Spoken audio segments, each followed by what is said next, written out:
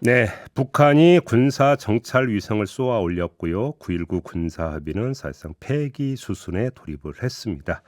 관련해서 저희가 어제 9.19 군사 합의의 3파 역할을 했던 김도균 전 수도방위 사령관과 인터뷰를 가졌는데요. 오늘은 여당의 입장 들어보겠습니다. 국회 국방위 여당 간사를 맡고 있는 분입니다. 성일종 국민의힘 의원 전화 연결합니다. 나와 계시죠, 의원님? 예, 안녕하십니까. 네. 성일종 의원입니다. 어제 국방위 회의에서 의원님께서 9.19 군사합의 파기는 북한이 먼저 한 거고 야당은 정치 공세를 하고 있다. 이런 말씀하셨습니다. 좀 더 부연해 주신다면. 대한민국 정부는 북한하고 맺었었던 조약이든 선언이든요. 예. 저희가 먼저 깬 적이 전혀 없습니다. 늘 북한이 깼지요. 1992년도 1월 20일만 맺었었던 한반도 비핵화 선언도 북한이 다 깬 거예요. 핵 재처리도 안 하고 핵 보유 안 하고 네. 어떤 것도 안 한다 그랬잖아요. 그거 다 깼습니다. 2009년도 1월 30일 북한 조평통이 정치군사에 관련한 모든 합의사항을 무효화한다고 해서 이것도 또한 깼었거든요. 네. 13년도 3월 8일 날 남북 사이 불가침에 관한 협의들도 전면 무효화를 조평통이 했었습니다. 이번에도 저희는 깬 게 아니고 북한이 유엔 결의를 위반을 하기 때문에 군사 정찰 위성을 쏘아 올린 거 아닙니까? 네. 그래서 이 부분에 우리도 대응을 해야지요. 그렇기 때문에 우리는 맺어져 있는 1조 3항에 대해서 네네. 이 부분에 대해서 효력 정지를 한 것이거든요. 네네. 그런데 이거에 대해서 어제 아침에 북한이 깬 것이지요. 저희 대한민국 정부는 북한을 항상 선제적으로 저희가 뭐 도발을 했다든지 아니면 이런 남북 간에 맺었던 여러 이런 사항들에 대해서 깬 적이 전혀 없습니다. 간단히 얘기하면 유엔 결의안 위반이라는 말씀이시잖아요. 탄도미사일 기술을 이용하지 못하도록 되어 있는. 그런데 지금 최종권 전 외교부 1차관이 어제 어떤 말을 했냐면 만약에 그렇다면 지금 우리도 그러니까 30일로 제가 알고 있는데 우리의 군사정찰 위성 발사도 그럼 위반이냐 이런 이야기를 했는데 이건 어떻게 받아들이세요? 우리가 유엔 제재를 받고 있습니까? 우리는 다 평화적인 목적을 위해서 하고 있는 거거든요. 예. 지금 북한은 핵을 개발을 하고 ICBM을 개발한 거 아닌가요? 그렇기 때문에 전 세계가 나서서 네. 이 유엔이 결의를 해서 북한을 제재하고 있는 겁니다. 북한이 핵을 내려놓고 평화적 목적 한다면 똑같이 그렇게 해도 되겠지요. 지금 이런 말씀하시는 분들이 도대체 무슨 얘기를 하시는지 모르겠습니다.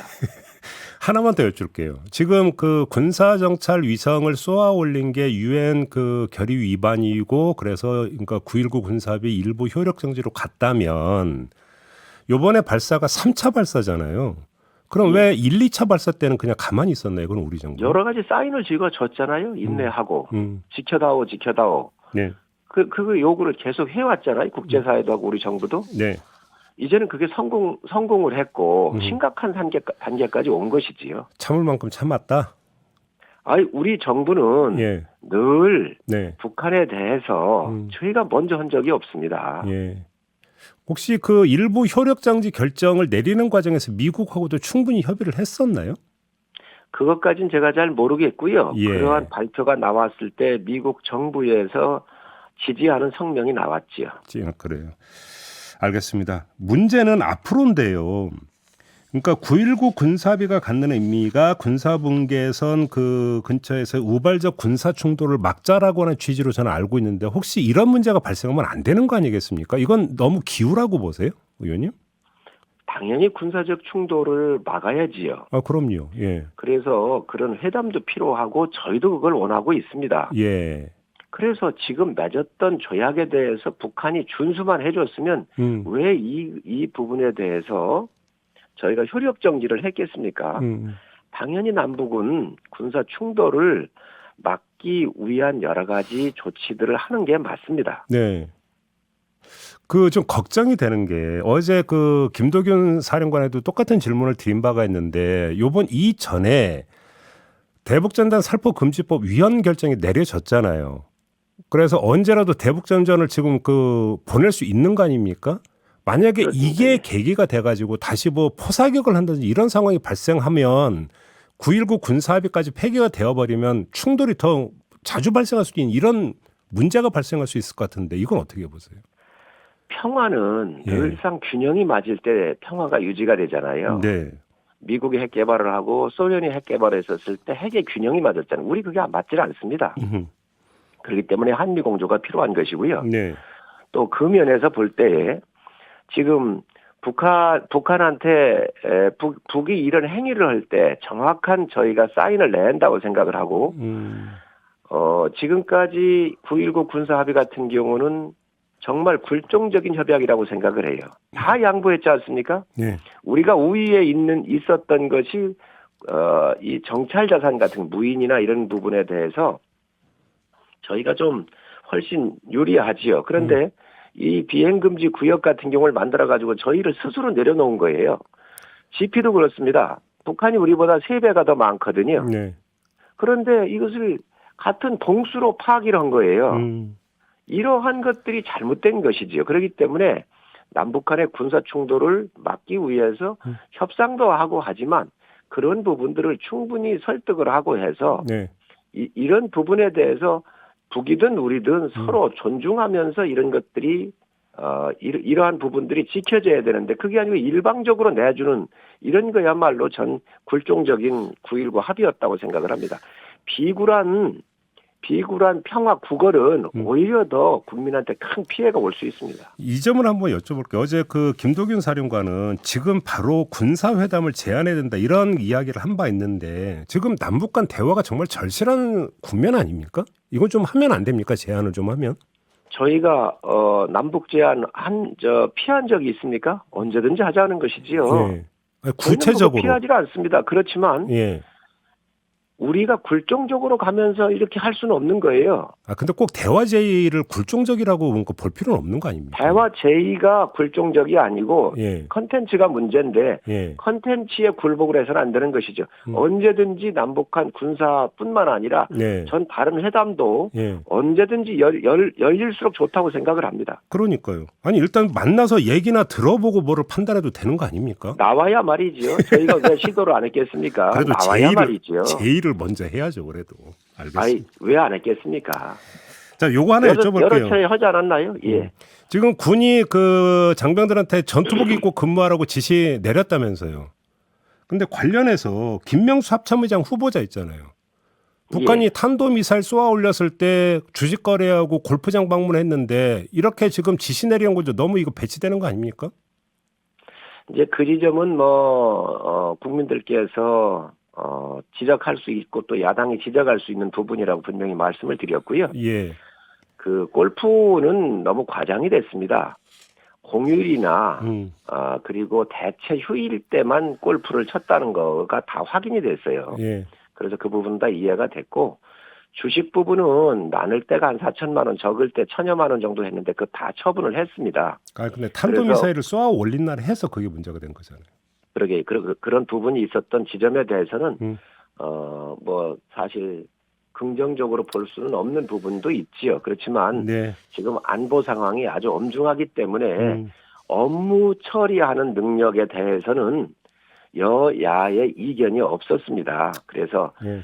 모든 결점을 다 찾아서 공격을 한다고 한다면 뭐 더 이상 어찌 앞으로 나갈 수가 있겠습니다. 약간의 흠이 있을 수는 있지만 그게 합참의장 직무 수행을 하는데 결격적 사유는 아니라고 생각을 합니다. 알겠습니다. 의원님 모신 김에 좀 당내 문제 좀 몇 가지 여쭐게요. 지금 간밤에 어떤 소식이 전해졌냐면 혁신위원 가운데 외부에서 온 혁신위원 4명이 사의를 표명했다는 보도가 나왔습니다. 혹시 보셨습니까, 의원님? 예, 봤습니다. 근데 이 그 배경에 그러니까 이른바 친윤 중진들의 험지 출마를 공식적으로 요청을 해야 되느냐 말아야 되느냐 타이밍이 언제냐 이것 가지고 좀 갈등이 있었던 것 같은데 이 점은 어떻게 평가하세요? 이미 그 부분은 요청이 됐지요. 그냥 권고 아니라 공식 예. 요청을 하는 걸로. 아니 저는 예. 그 부분에 대해서 직접적 이야기보다는 반드시 혁신위원회는 성공을 해야 한다고 생각을 합니다. 네. 민주당은 혁신할 수가 없거든요. 죄송합니다. 그럼 또 무슨 말씀이세요? 민주당이 혁신할 수 없다는 게? 이재명 대표는 오로지 이재명 대표의 개인적인 이 사법 리스크나 재판 리스크가 큰 분이기 때문에 생존하는 게 목적이다가 보니 민주당은 혁신이 이루어질 수가 없습니다. 국민의힘. 그렇지만 저희는 예. 그런 부분이 없잖아요. 저희가 조금만 혁신을 하면 저는 국민의 굉장히 큰 박수를 받을 수 있다고 생각을 하고요. 예. 또 반드시 혁신에 성공을 해야 윤석열 정부의 안정적인 의석 확보를 통해서 국정의 안정적인 동력을 확보할 수가 있습니다. 예. 그렇기 그러면 때문에 혁신의 요체 중에 요체가 그러면 친윤 중진의 험지 출마. 뭐 친윤 중진이라고 넓히지 말고 김기현 대표부터 해야 된다. 혹시 이렇게 보십니까? 저는 할 수 있는 모든 것들은 해야 된다고 생각을 하고요. 예. 또 혁신위의 요구는 예. 아주 절박함이 묻어 있다라고 생각을 합니다. 그러면 지도부가 그걸 받아들여야 된다는 말씀으로 제가 이해를 해도 되는 거지요. 모든 것을 다 내려놓자라고 제가 어제 의총에서 얘기를 했습니다. 그리고 김기현 대표님은 예. 우리 당이 갖고 있는 대권 주자의 한 분이십니다. 큰 인물입니다. 네.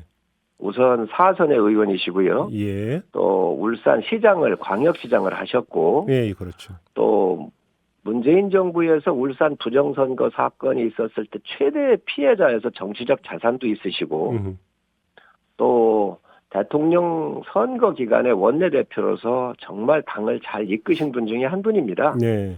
그래서 적은 거에 예. 조그만 거에 사사로운 거에 연연할 분이 아니시기 때문에 네. 당을 위한 큰 여러 가지 결단을 하신다고 한다면 저는 하실 분으로 보고 있습니다. 그러니까 결단을 할 거라고 보신다. 그런데 또 예. 이게 그렇게 봐야지요. 큰 장수는 네. 적진에서 적장에 목을 베고 승리를 거둬야지 예.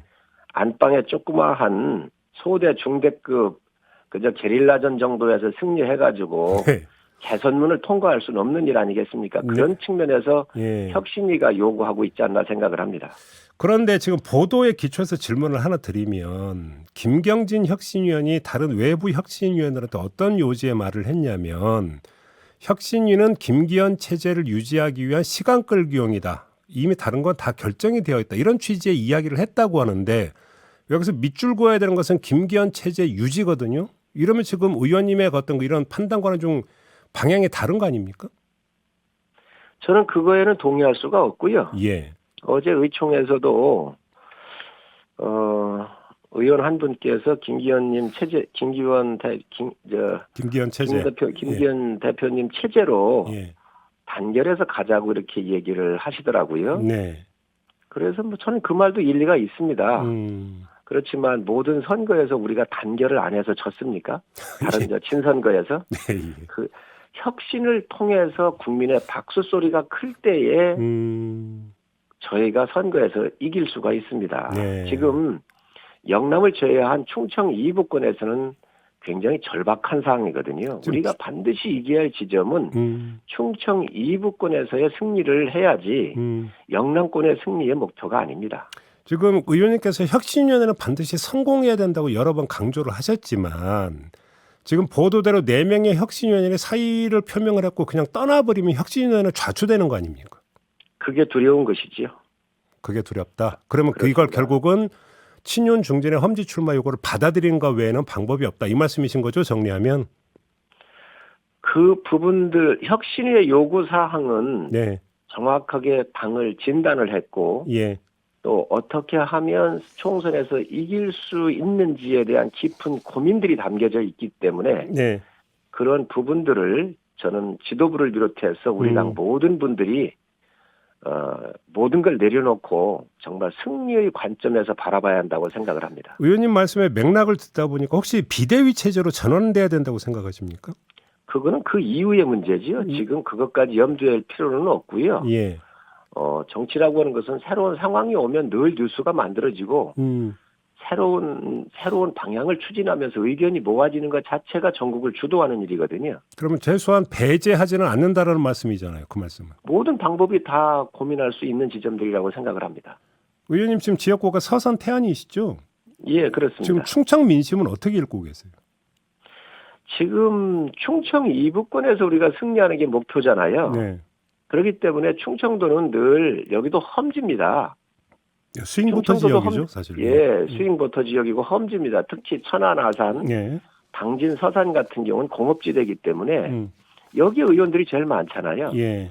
그렇기 때문에 그 민심의 바로메터를 정확하게 음. 아는 게 중요하지요. 하나만 더 여쭤볼게요. 같은 충청권이라 혹시 의원님이 왕래가 있고 대화가 있는가 궁금해서 여쭤보는데 민주당 소속의 이상민 의원 지역구가 대전인데 혹시 국민의힘 합류 이야기가 계속 나오지 않습니까? 혹시 사적 대화 나눠보신 적 있습니까? 사적 대화를 나눈 적은 없지만 이상민 의원님하고는 토론회를 몇 번 했지요. 예. 늘 합리적이시고 그리고 정말 정치에 있어서 가장 공정하게 판단하시고 말씀을 하시는 분이어서 제가 존경하는 분이고요. 국민의힘으로 올 거라고 보세요? 이제 그 말씀 묻고 싶으신 거죠? 예, 맞습니다. 저는 뭐 함께 하시면 저는 좋겠다고 생각을 합니다. 왜냐하면 특히 대전 충청권에서 갖고 있는 5선으로서의 무게감도 있고요. 네. 이상민 의원이 지금까지 내놓은 모든 보이스가 개혁적이었거든요. 예, 예. 그래서 저희 혁신 방향하고도 상당히 맞는다 이런 생각을 갖고 있습니다. 알겠습니다. 말씀 여기까지 드려야 될 것 같네요. 고맙습니다, 의원님. 네, 감사합니다. 네, 성일종 국민의힘 의원이었습니다.